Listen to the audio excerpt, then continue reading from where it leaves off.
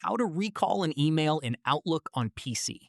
This tutorial shows you how to unsend a message directly from the classic Outlook app. First, open Outlook on your PC.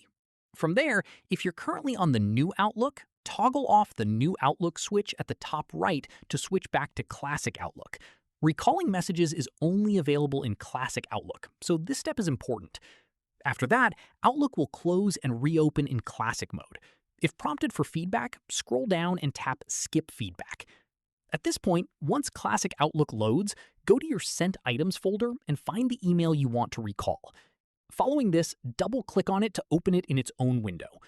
From here, click the three dots at the top right of the email. After that, hover over Actions and select Recall this message from the dropdown. At this stage, you'll be given two options. You can either delete unread copies of the message, which removes it for the recipient if they haven't opened it yet, or delete the message and replace it with a new one. Finally, select whichever option works for you and click OK to submit the recall request. Keep in mind that the recall only works if the recipient hasn't already opened the email. Once it's been read, the message cannot be taken back.